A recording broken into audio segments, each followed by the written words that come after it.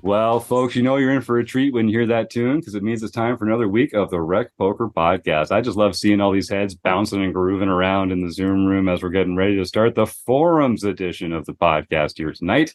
I've got the best freaking job in the world because I get to hang out here in front of the mic on Mondays and talk poker strategy with my poker friends. My name is Jim Reed. I'm Blusterini in the home game and at Rec Poker Jim on Twitter while we've still got it. And I am a member of the Wrecking Crew here at Rec Poker. The Wrecking Crew is our leadership group, and it's I'm just one small part of it. And if you want to find out more about me or the other members of the Wrecking Crew, you can go to rec.poker/crew. But don't take my word for it. You're going to meet a few of them right here on the air tonight, starting with producing co-host Chris Jones. Well, I'm Chris Jones. You can find me 5v5 on Threads or 5x5 in the Poker Stars home game. I'm Kim Kilroy. I am 3056 in the home game, Pet Bet or Pet Bet 33 everywhere else. And I'm Rob Washam, and I'm Rabman50 just about everywhere.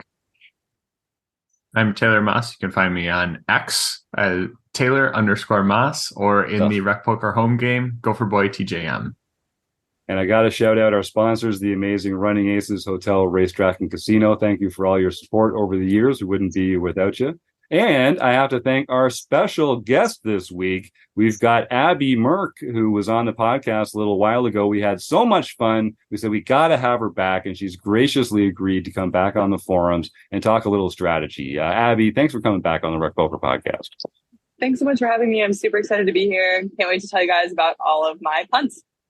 Yes, that's right. So Abby was kind enough to prepare a couple hands to talk about here because this is the forums. We are going to talk a little strategy here, and we're going to start off with a couple spots, a couple empathy building activities here for all of our recreational listeners to understand that punts happen, despite all the best information and training out there in the world. So Abby, thanks again. Why don't you sort of walk us through? Let's start with one of the hands here. Walk us through a little context for what we're about to get into. Okay, so we're playing a cash game. It's 1-3. We're playing a live cash game. I've just sat down at my table.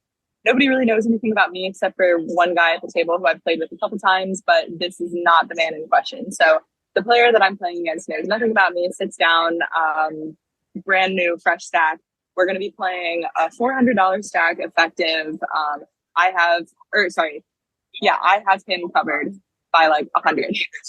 So fresh stack. Let's jump into it.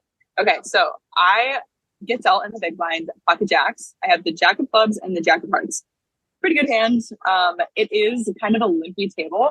It's not the very first hand that I played. Like I played about in orbit at this point.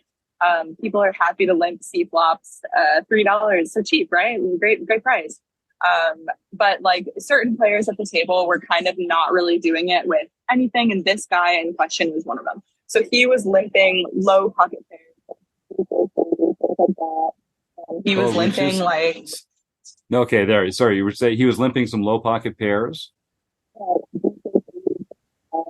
no. He was also he'd been showing. Abby, I'm sorry. For some reason we're having some trouble picking up your audio. So Abby's playing. She's calling in from a casino floor right here because she's just so in love with the game. She's got to be there in the action. But so we're just cutting in and out just a little bit. I'm not sure. Okay. Was this better? That sounds good. Yeah, let's try that one again. So so he's limping a lot. We've established he's doing it with some low pocket pairs. What else is he getting in there with? Sometimes some like ace X not suited, so like ace 5 off type of things like that. Nothing he really wants to bloat the pot with. And then occasionally some things like things that are close enough to make a straight, but like not really premium holding. So like jack 7 suited, like things like that. So that's the range, his starting range that I'm thinking this particular player is playing. So in this hand, we get 6 limps. Yes, 6 limps. Oh my God. Just, your casual 1-3 game. And it limps to me in the big blind. Again, I'm looking down at pocket jacks. So good starting hand. I'm ready to bump this up out of position. I just want to raise that up like bigger. So I choose a $35 sizing. I really want to like ISO. I want to get this potentially heads up. I know this guy's going to float me with pocket pairs. I have all that crushed. So like I'm ready to put some money in. Okay. So this player, he's in the cutoff. He chooses to call. Everyone else folds. So it's heads up at this point. Okay. So The flop- good choice on the sizing then, right? Because that's what you want. That's your goal when you do that, is to get heads up with one of the limping players, thin the field, and bloat the pot when you have a premium hand. Fantastic. Exactly. Yes. So I'm happy with the result, but there's one thing that I forgot to mention that actually complicates this story just a little bit, which is why I thought we'd start with this. When the small blind who originally limped folded, he flashed his cards where I could see them. Oh. So he folds 100% the jack of spades. Sorry, the jack of hearts. Sorry. Whichever red jack I didn't have. Yeah, you had hearts, you said. So diamonds then, yeah. The jack of diamonds. Okay. Sorry. Yeah. He folds the jack of diamonds for sure and the six of clubs. Oh, God. So he does not fold a spade, which becomes relevant. Okay. So I see him fold this. Yeah. All right. The flop comes jack, 4, deuce. Okay. So Wow. there's 2 spades. The jack of spades comes out and the 6 of spades comes out. So all 4 jacks are accounted for. I know I have top set. I hit a 1-outer. I don't even know like what's going on. Okay. So either way, good hand, want to bet it. There's spades out there. There's a lot of like funky, weird draws that he could have at this point because as I said before, like he was floating with these like ace 3s or like whatever, something that could be like drawing. He's got potentially some spades in his range as well because he was like float calling these like 7 queen of spades, things like that. So I'm trying to like put some money in the middle. I want to deny his float range basically. So at this point, I have top set. That's the other consideration. So, and I know he doesn't have a jack. Like I'm 100% sure that he does not have top pair here. So for that reason, I actually choose like a little bit smaller of a size than I normally would, especially out of position. I choose a size of 25. Okay. And the pot's like 70 or so at this point, I guess, with the, okay. So basically just under third pot. He thinks about it for a little bit and ends up raising me. So he makes it 70. So just under a 3x raise. And I'm, yeah, exactly, Jim. I'm licking my lips, licking my chops. I'm ready to put some money in here. Yeah. But when I'm thinking about what hands, like his perceived range, in my opinion, if he has the set, we're getting the money in now, right? Yep. He can have 2s, he can have 4s. Like he's definitely possible, given what I kind of put him on. Also, those hands like want to fast play on this particular board too, given the space out there. Sure. So I definitely think that when he's raising here, like this is definitely a spot where I can actually re-raise and just get the money in right now. Okay. Because I actually don't even want a spade to come, partially for myself, if he does have one of those like spade combinations, but also kind of an action killer if he has a set himself. Great point. So I'm trying to like get the money in with that potential hand. Also, if he has something like potentially like ace deuce of spades or like ace 3 of spades, ace 5 of spades, things like that.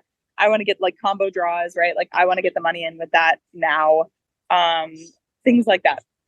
I didn't really know what other hands he would be raising me with. Like those are his like semi bluffs and his value hands, right? So like all of these things, I kind of want to repop.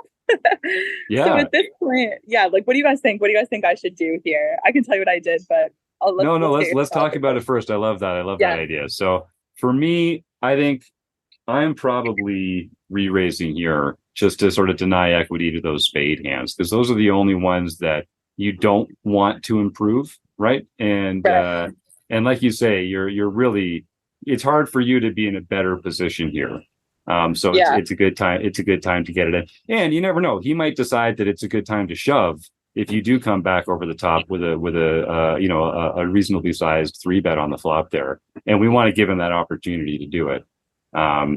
And I guess the alternative is to call, and then you have to make some tricky decisions if a spade comes. And if a spade doesn't come, then I think you still are going to be feeling really, really good about your hand, no matter what comes, for the most part. Maybe some wheel combos there. Chris, what do you think?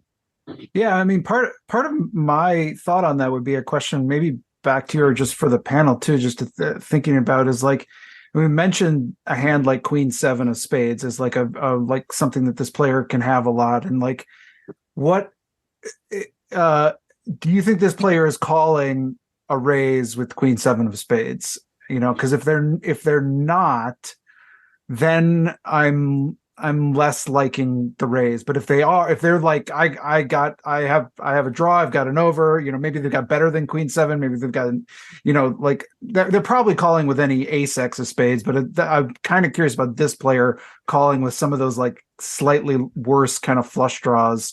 And if they are calling, then I like the raise, and if they aren't, then I maybe want to kind of play this a little bit slower. But I'd be curious what others think too. I guess the fact that they're a limper makes me think that they're less inclined to take the aggressive line later with the flush draw. But then what are they raising with? Like, what are they raising with here if it's not a flush, exactly a flush draw or set, right? Yeah.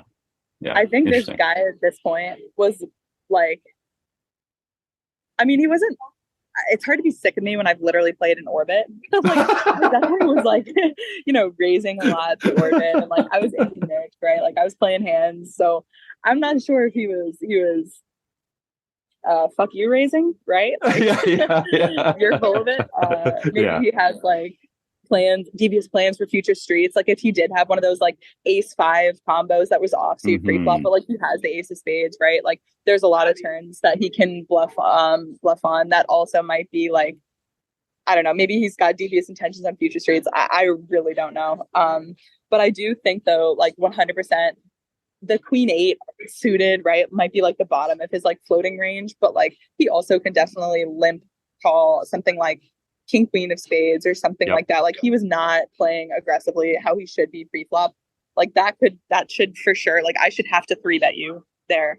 And I just like wasn't, because he's just call. So or limp. So I definitely think spades are for sure a possibility. All right. So what did our Rob, somebody who limps like that and plays passively, you have to give him a little more credit for having some sort of a hand if he's going to be check raising you, right? Yeah. Or raising you. Yes. He has to have some sort of a hand, because otherwise he'd play most of his draws pretty passively. That's just an observation I would make. Yeah, I think that's a great point. I also came to the same conclusion. I just thought he was stronger. I honestly put him on like a lower set. I honestly thought it was going to be a cooler situation.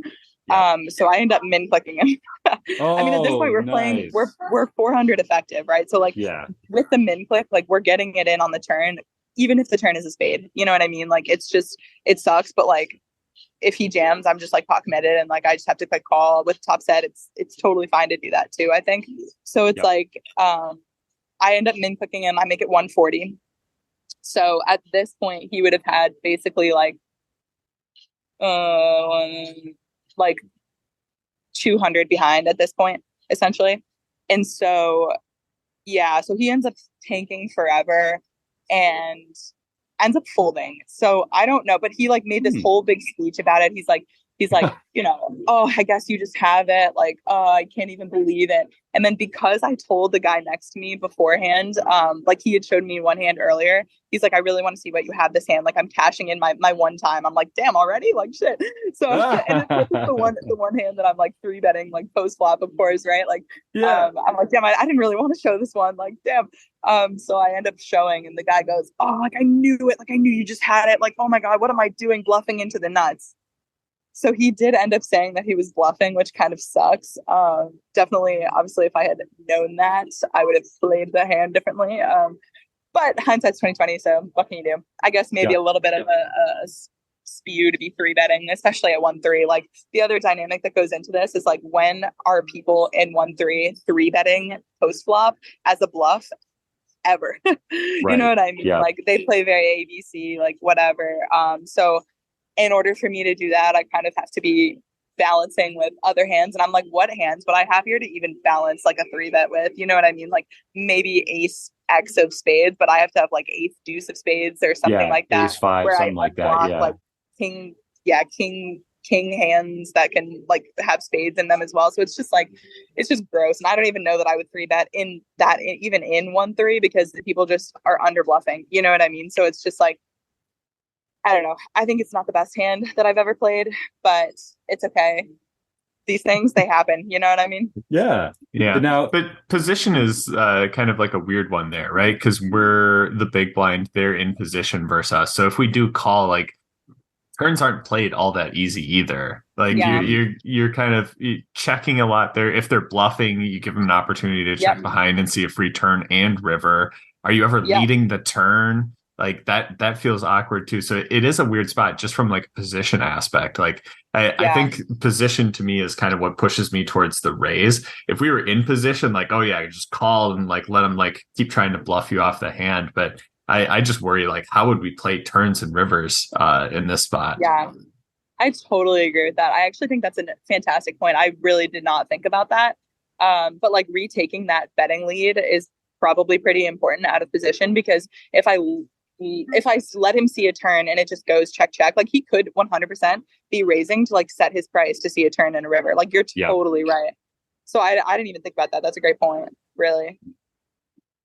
But so is that a punt? Is that what you consider a punt? I was just gonna say, I wish I won money on all my punts. That would be God, that would be ideal. I just wasn't sure. Like I was like, look, this next one is pretty bad. Okay. All right, let's do it. I tried to bluff an OMC. All right, let's. Okay. Oh, okay. All right. This is good. This is more. Let's get a familiar punt. Yeah, let's get Rob back in here. Rob, get back. No, Rob pretends to be an OMC, but he knows how to get his chips in there with the best of them. No doubt about it. Yeah. Good image play. It's the worst. I just was okay. Let's play the hand. Let's do it. Okay. So I'm actually in position on this guy this time. So this is not a limp spot. This guy ends up, well, actually it kind of is. So pre-flop, it goes like this. It folds around to a middle position player. He limps, so he puts in the $3. This is OMC. I look down at the ace of clubs, the 10 of spades. All right. I raise it up. I make it 15. We're ready to go. What position are you in? Sorry, Abby? Button. Great. Yes. Everyone else folds, so it's just heads up with me and Mr. OMC, my love, my sweetie pie. His name is Frank. Shout out Frank, he's the goat. Okay, I never played with this guy before though. Preface on him: he likes to be calling. He was doing this weird move where he was like limp jamming, and it would be for up to like $200. So he would literally have like $200 in front of him, and he was limp jamming anything from like ace queen off to ace king to like jacks plus. So definitely not a weak jamming range, but he wanted to get most drawing hands in pre-flop, and it seemed as though he was relatively tighter. Haven't really seen him. Go ahead. So does that really cap his range when he doesn't come back over the top? Like when he calls your raise, that really means that he like the best hands he's got are tens and ace jack essentially.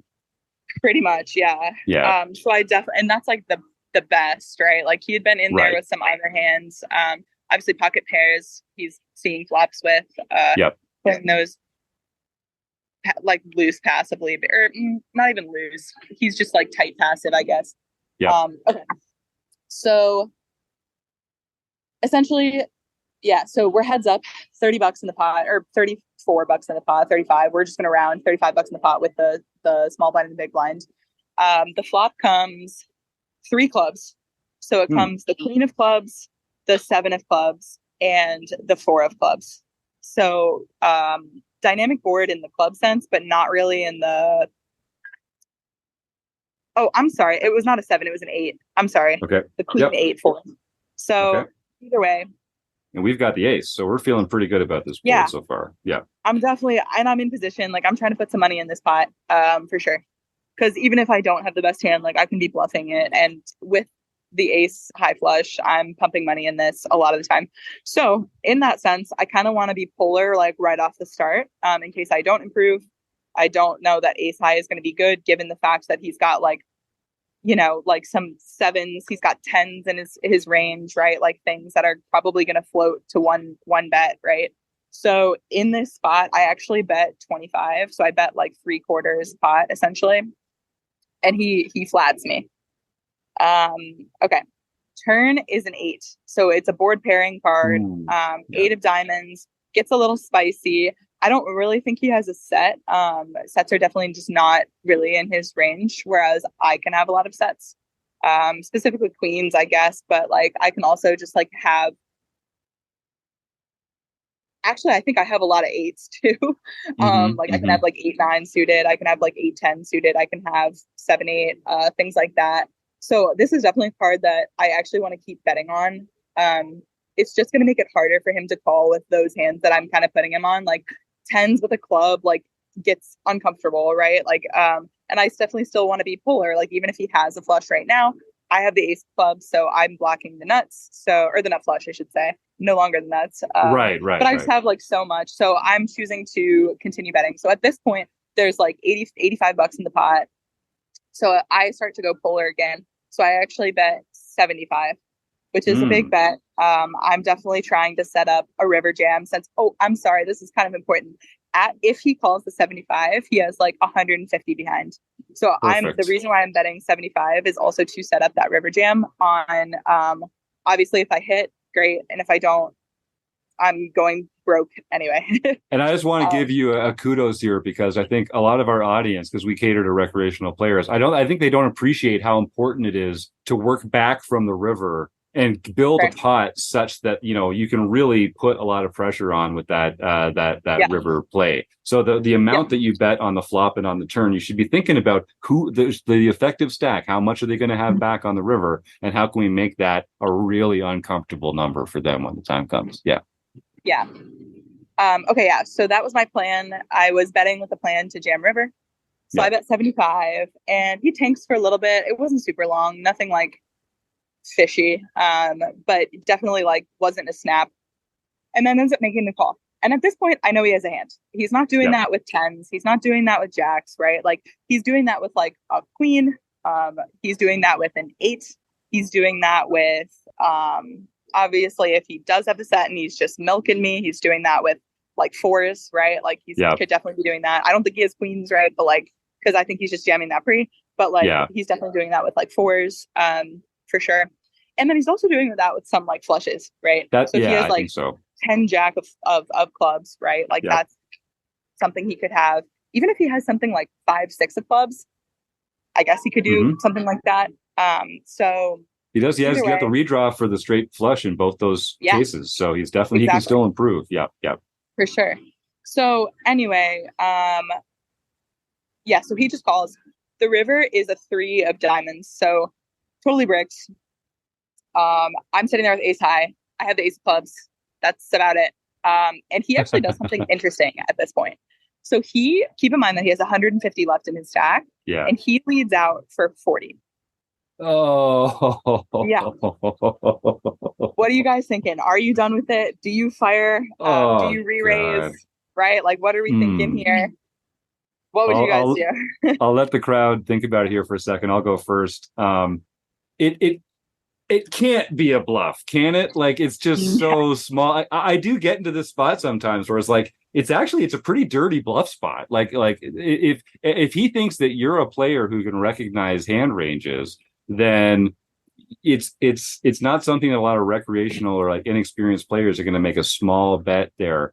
But against this, like coming from this player, it feels like you're getting milked here. Like it feels like they're really trying to just get some value. They don't want you to check behind. And it feels like value to me. It does. What about the rest of the group here? Rob? Yeah, it's a typical blocker bet. So if he knows anything about poker, he's looking at it, well, I don't have a real strong hand. So maybe he's got a small flush, and he's worried about a bigger flush. So he's going to throw in that little bet, try to get a little value. And if you come over the top, he could fold. He could fold that. Mm-hmm. So I think knowing that you're an aggressive player, he might bet bigger if he had a bigger hand, like a full house or something like that. So yeah, I think I could also see him doing this with an 8 if he had an 8x hand. That would make sense here. And then you like sometimes with some of these players, I wonder, like, do they know that it's a bet fold, or are they just betting and then they don't haven't thought about what's going to happen next, So it's really player dependent there. Chris? That's what I'm wondering. I it's interesting you say that, Rob, because it really depends on the player. I think there are players where they can have just a monster here, and they're just like, I don't want you to check back, but if I go all in, you're just going to fold. I want to try to get what little I can out of my quad 8s or something. I wouldn't put them. I would not say they can't have a full house here. I think that they very much could. But still, I think they can very much have some hands that they will have to fold. I think this is where it's really player dependent, but I think there's a lot of players that can have a queen here, especially a queen with a club, like king queen with the king of clubs or something makes a lot of sense for this kind of small bet. And I think that's a hand we can probably get them off of.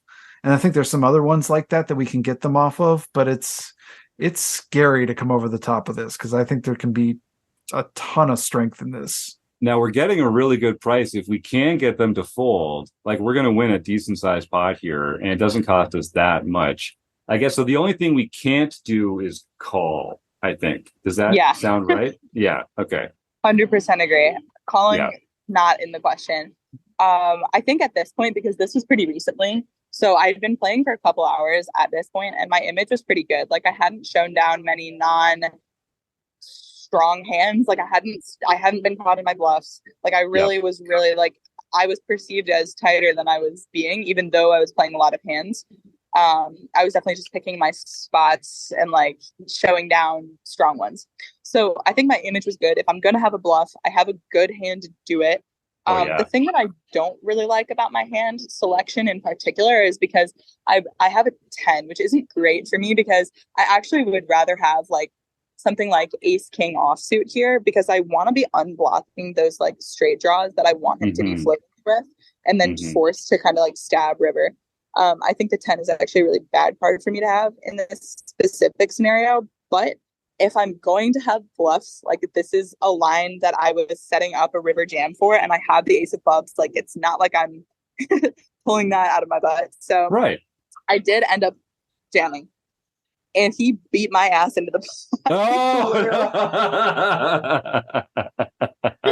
He literally snapped me. But he didn't have what I thought he had. He actually had Jack 7 of clubs, so he flopped a flush. But I was like astounded when I'm like, this man is showing down Jack 7. I'm like, holy shit. Like, I just reevaluated my entire range that I put you on. Like, let's go, OMC. Like, you're killing it. You got me. Like, nice hand, right? I'm not even kidding you. That was the last hand I played before I came on in this interview, too. So I'm like, fuck. Amazing. That's awesome. Like, Dusty stack in front of me now, too. I'm like, damn. This would have been so much more impressive if I would have won the hand. Yeah. That's a really good spot, though. I mean, I think it really. He really did throw you for a loop with that lead on the river. Like that's not in the textbook. That's not like it. That's not the usual flow that we expect from this kind of stuff. So if he had checked, do you think you were probably shoving anyway? That was the plan that you had, sure, right? Yeah. 100%. I was jamming. I actually the thing was, if he was a little bit deeper, also maybe the jam is a little bit better because when you're putting in 40 and you have like 150 behind, it's just kind of like an awkward sizing to fold for like 90 more. So even if he has, for example, the jack high flush that he would have folded if he had like 200 behind, and now he only has like 110, and you're just sitting there and you're like, well, I've already put in this much, like nice hand. So I don't know. That was something else I could have thought about, but like to be honest with you, he'd been playing. I don't know. I thought I could get the fold in the moment, and I kind of just went with my read there, and I was wrong. So nice hand. Nice hand. Before we let you go, I know we're gonna have you back next week to talk about some other hands as well. But you mentioned at the very beginning something that came up that comes up from time to time with me, because the only way I know how to make money in this game is by flopping sets. That's my thing. I flop sets. I get paid with my sets. That's how I make money. Yeah. It often, like surprisingly often, when I get dealt a pocket pair, a card gets exposed and it's one of my cards. So how does that affect? I mean, and I don't have the Merk power of just pulling the one outer on the flop there, all the time. So how does that affect for Abby, but also for the rest of the panel here? How does that affect your decision making process? Because you really were at a pivot point there in that Jack's hand where half your outs just disappeared, and you're the only person who knows it. Right. Did it occur? Like, was it part of your decision making process at that point to be like, should I just like not play a big pot here because like I have a lot less chance of improving? Like the only way you can improve is by hitting a jack, and that's not nearly as likely anymore. What do you think about in that moment? I'm definitely one to say play your equity and play like I'm for sure given action like pre-flop at an advantage. Like I know I have the best hand right now. Yeah. Obviously reevaluating on later streets is really important because if, for example, the flop had come like king, queen, four, and like they don't like my opponent 100% just like doesn't have a jack, or like it's very, very unlikely that they would have a jack because the jack wouldn't have come, right? Like then it's way different because I know like, all right, you probably don't have jack 10 here. You're probably not like floating me with like a draw. Right. So like you can use obviously that information to your advantage, but also like I would say this too.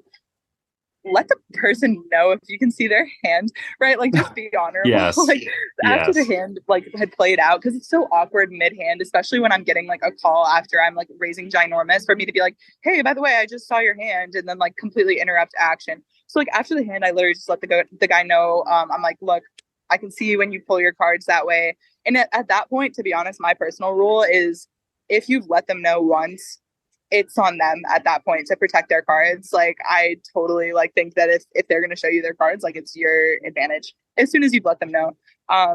But like it does kind of put me in an awkward spot too, because like morally I know like a jack six is gone, right? So I'm like, do I say mid hand like, oh, that's exposed? Like honestly I probably should have, but it's like it's just such an awkward like break of flow, I guess, that I didn't. But like honestly in hindsight I'm like, maybe I should have and just like kept everything above board. I don't know, maybe the hand plays out differently when he knows a jack is less likely. Maybe I mean, it probably plays out with a flush draw. Like I don't know.